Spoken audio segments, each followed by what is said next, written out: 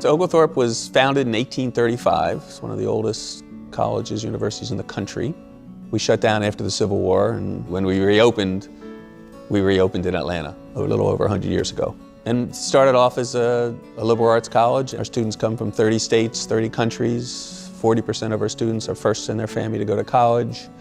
50% of our students are students of color. So let's say Oglethorpe looks like America, and we're growing.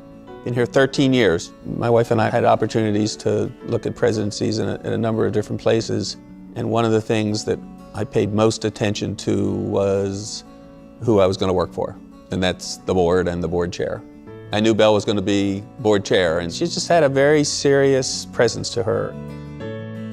Belle Turner Lynch is an invaluable trustee here at Oglethorpe University. In the modern era, the first Oglethorpe graduate to chair our board. She's led multiple committees. She's been a devoted philanthropist. She's been an active volunteer. Without question, Belle is one of the most respected alumni in all of Oglethorpe's history.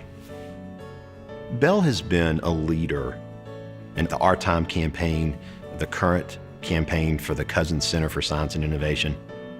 Belle asks some of the toughest questions. You always have this sense that it's about a higher purpose, that it's about, so what's best for Oglethorpe?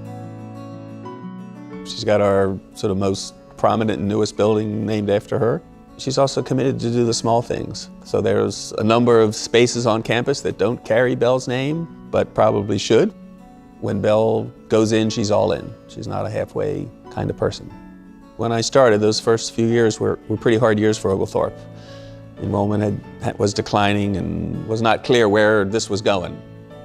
It was really important to Belle that we be successful, and this is such a big part of her life.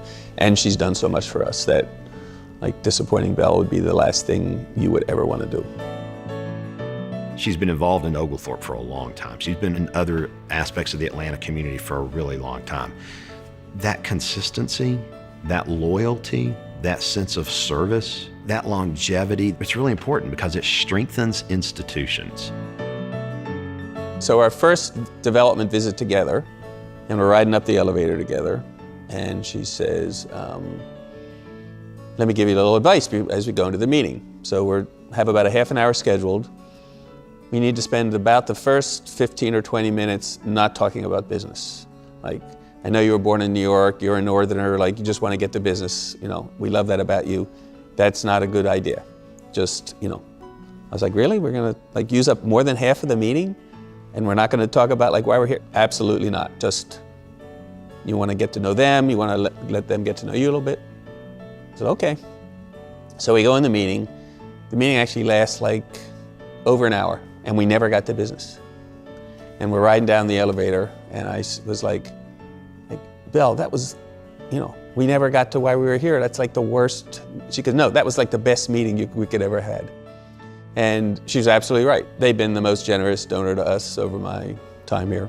That was an early lesson I learned from Belle. It is all about relationships, and that's what she was trying to tell me that day, even though I was sort of fighting her. She really embodies the best of philanthropy and volunteerism. When you put those two together, it's why, to me, this award for Belle is so powerful. When I got the news that she'd been chosen, I was like, well, of course.